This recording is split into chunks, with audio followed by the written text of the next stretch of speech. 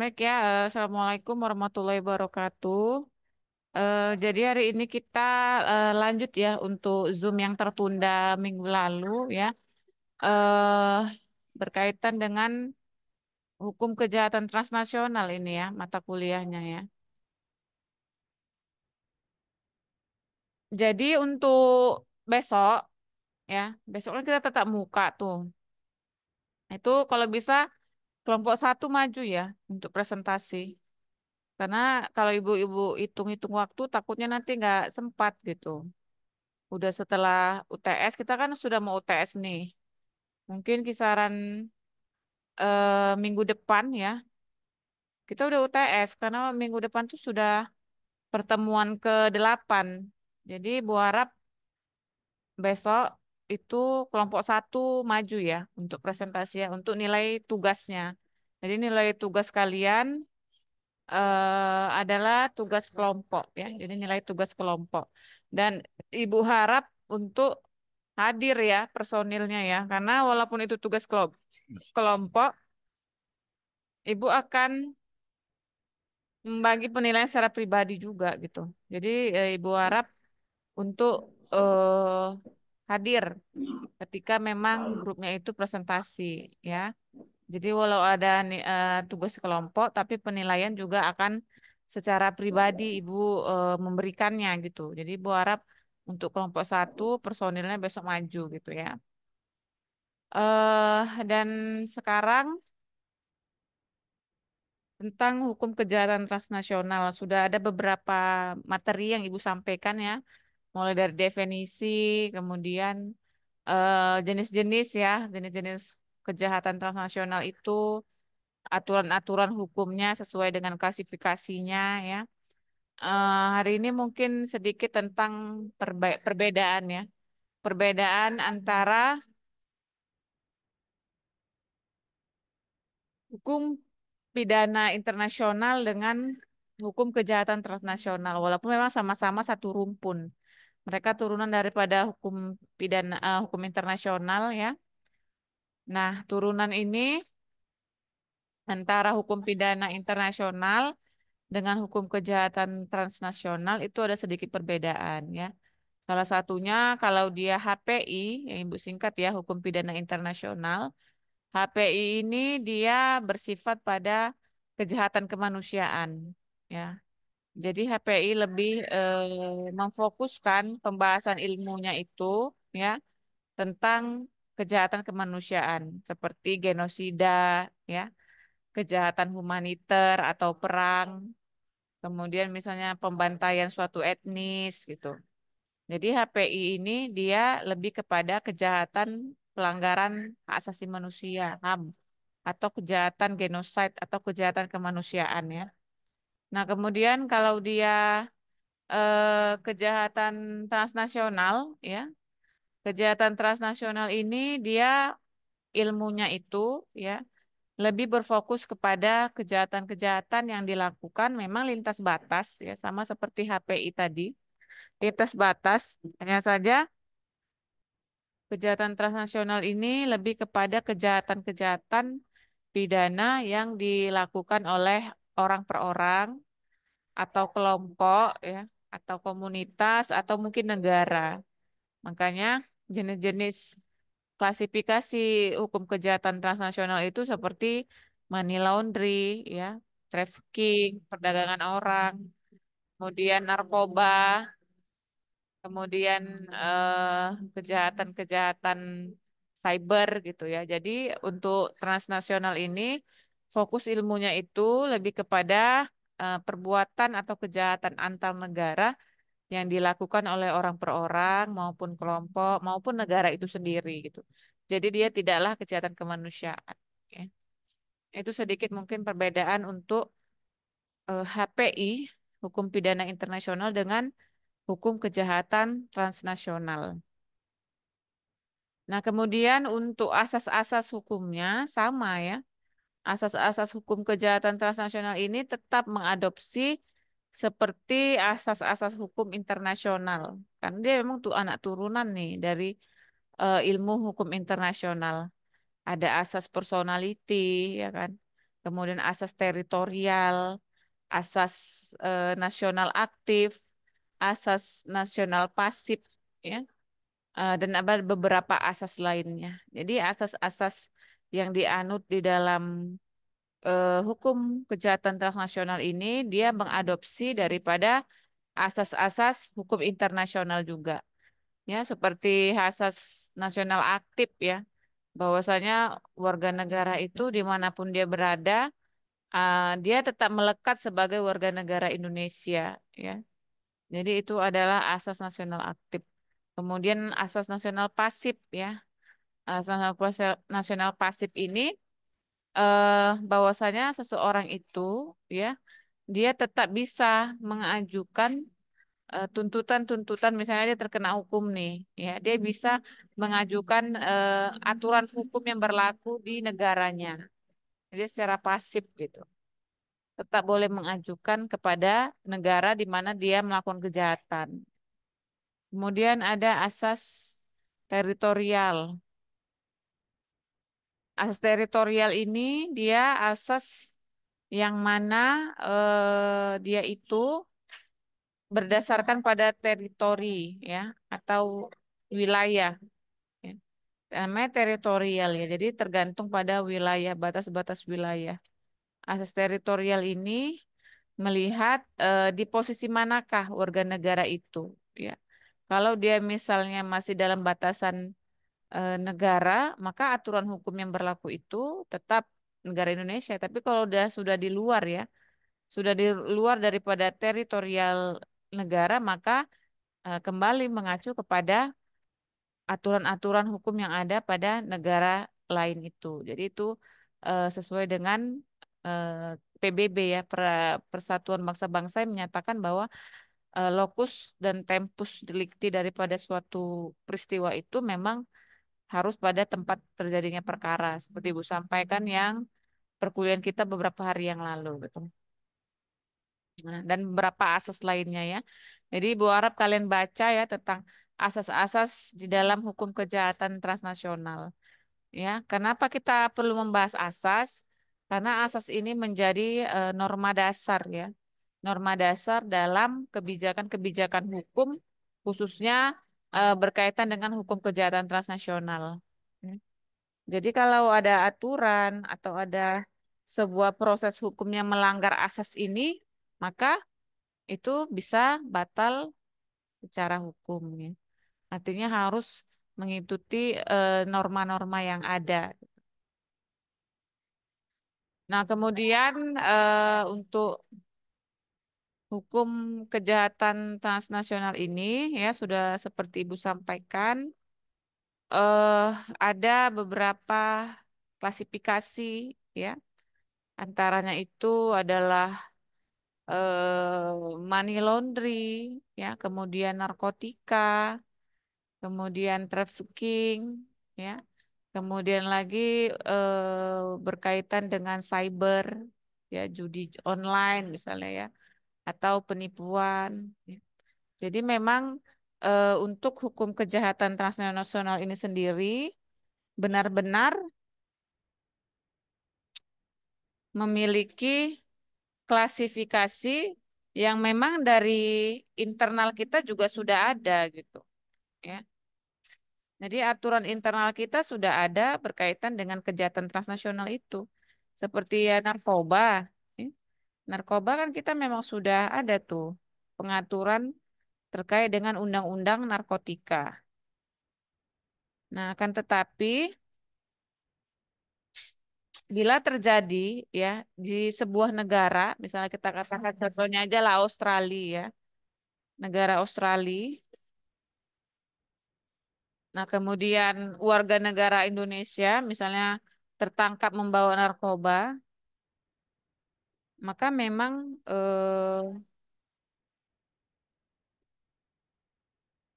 yang digunakan itu adalah benar-benar memang eh, tempus dan locus delicti daripada tempatnya. Jadi nggak bisa. Walaupun tadi ada asas nasional aktif dan pasif ya, kita hanya bisa memohon.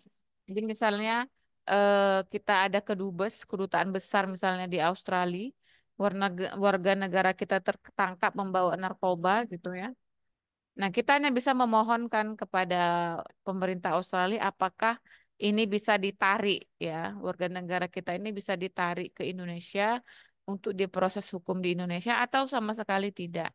Jadi kalau keputusan Australia tidak memperbolehkan, maka ya kita tidak bisa gitu mengganggu yurisdiksi mereka. Tetapi ketika misalnya diterima, misalnya memang hanya sedikit mungkin ya sabu atau narkotika yang dibawa oleh warga negara Indonesia ini dan bisa dikembalikan, ya itu syukur alhamdulillah ya, maka proses hukumnya itu bisa ditarik ke Indonesia. Jadi memang tergantung daripada negosiasi diplomasi ya yang dilakukan oleh kedutaan kita gitu.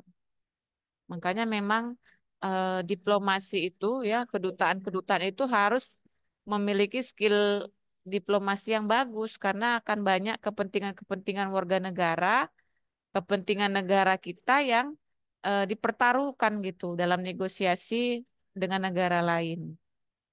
Oleh karenanya memang orang-orang yang menjadi diploma itu harus memiliki strategi, harus pandai dalam berkomunikasi, harus cerdik ya, harus pintar menganalisis apakah bisa ada peluang gitu ya, agar satu kasus di negara lain itu bisa ditarik ke Indonesia gitu. Walaupun memang secara data kebanyakan tidak bisa ya. Memang kalau sudah warga negara kita di luar dan terkena kasus itu sulit untuk bisa ditarik ke Indonesia karena ya mereka juga ingin memberikan sanksi lah ya karena negara mereka sudah dirugikan oleh perbuatan warga negara kita gitu. Itu ya. Nah, kemudian ada beberapa ciri ya, ciri-ciri dari tindak pidana transnasional. Walaupun Ibu sudah kasih contoh ya secara konkret tadi, tapi ada beberapa ciri. Yang pertama itu menimbulkan ancaman baik secara langsung maupun tidak langsung terhadap perdamaian dan keamanan dunia. Kemudian memiliki dampak terhadap lebih dari satu negara, merupakan suatu tindakan yang melibatkan atau memberikan dampak terhadap warga negara lebih dari satu negara. Sarana prasarana dan metode yang dipergunakan telah melampaui batas-batas teritorial suatu negara dan dalam penanggulangannya memerlukan kerjasama antar negara-negara. Ya, jadi itu adalah ciri-ciri daripada tindak pidana transnasional. Menimbulkan ancaman, ya, memiliki dampak lebih dari satu negara, ya iyalah harus dua negara ya kan. Namanya kejahatan transnasional. Kalau dia hanya di Indonesia saja, ya berarti itu kejahatan umum atau kejahatan khusus ya. Jadi adik-adik sekalian harus bisa membedakan mana yang kejahatan transnasional dan mana dia memang yang kejahatan memang kejahatan umum atau khusus di negara kita. Kemudian merupakan suatu tindakan yang melibatkan atau memberikan dampak terhadap warga negara lebih dari satu negara ya. Dan sarana prasarana serta metode dipergunakan telah melampaui batas-batas teritorial.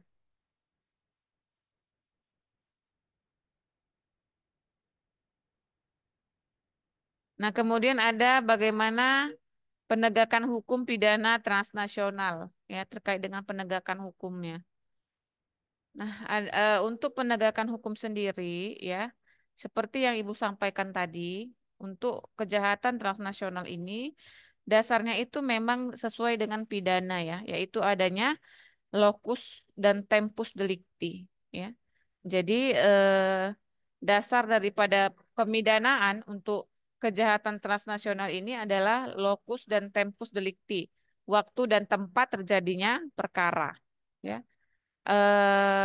terjadi dalam batas teritorial negara tersebut atau diserahkan melalui prosedur ekstradisi kepada negara peminta yang memiliki yurisdiksi untuk mengadili pelaku tindak pidana tersebut. Nah, ini yang Ibu katakan ya.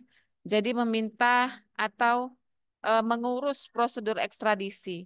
Jadi salah satu cara agar warga negara kita itu bisa kita urus ya, walaupun dia melakukan kejahatannya itu di luar dengan cara pemohonan prosedur ekstradisi ya.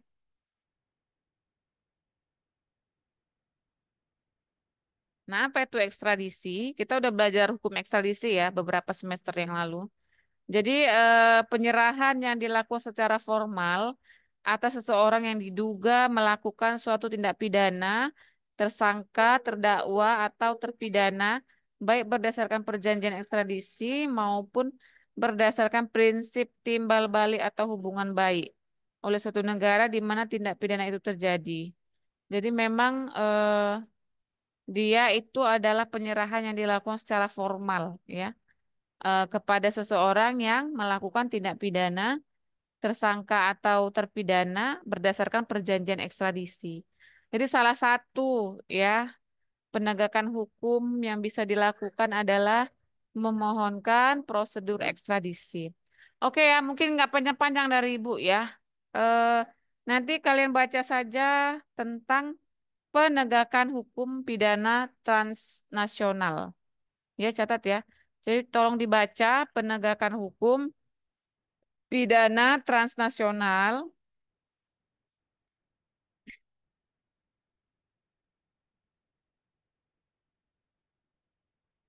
dan tentang eh, kejahatan kejahatan lintas negara yang berkembang atau yang baru. Ya.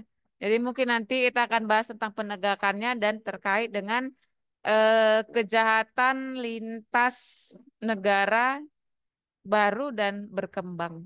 Ya. Oke, mungkin sampai sini ada yang mau ditanyakan, silakan.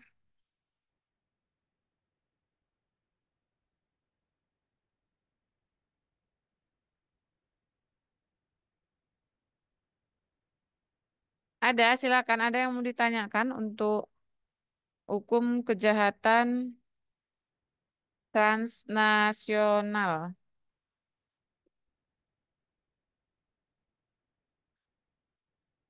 Kemudian Ibu harap kalian baca juga ya asas-asas hukum itu ya. Asas-asas hukum tentang kejahatan internasional ini ya. Walaupun dia sama dengan hukum pidana internasional, tapi untuk mengembalikan ingatan kita terkait dengan asas-asas hukum pidana transnasional.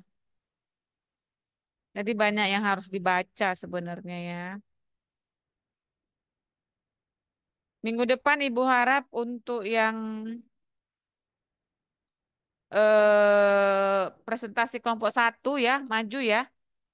Sorry, besok maksud Ibu, bukan minggu depan, besok. Minggu depan kita sudah UTS, ujian tengah semester. Jadi untuk besok tatap muka kita masuk dan Ibu harap kelompok satu sudah maju dan kita akan mengkaji tentang tema pertama ya. Minggu depan lagi baru kita sudah masuk pada ujian tengah semester atau UTS ya. Sebenarnya tuh Ibu mau kasih kuis harusnya, tapi karena kita sudah ada tugas, mungkin kuis itu Ibu simpan dan nanti akan Ibu buat di akhir mau UAS. Jadi nanti di akhir UAS baru kita kuis. Jadi untuk sekarang kita selesaikan dulu tugas kelompok presentasi ya. Ada yang mau ditanyakan? Tidak ada? Pas? Pas Bu, pas. Oke ya, jadi Ibu harap baca ya yang tadi sudah Ibu kasih kisi-kisinya tentang penegakan hukum pidana, transnasional, ya, kemudian terkait dengan kejahatan-kejahatannya dan juga terkait dengan asas-asasnya dibaca dan dipahami. Oke. Baik, karena tidak ada lagi yang mau kita diskusikan ya, Ibu akhiri untuk perkuliahan hari ini ya. Ibu harap untuk besok itu berhadir semua karena juga akan ada prepare atau kisi-kisi ujian tengah semester ya yang akan Ibu bagikan besok dan juga presentasi kelompok satu ya. Jadi Bu harap untuk besok semuanya bisa berhadir ya. Demikian, terima kasih. Assalamualaikum warahmatullahi wabarakatuh.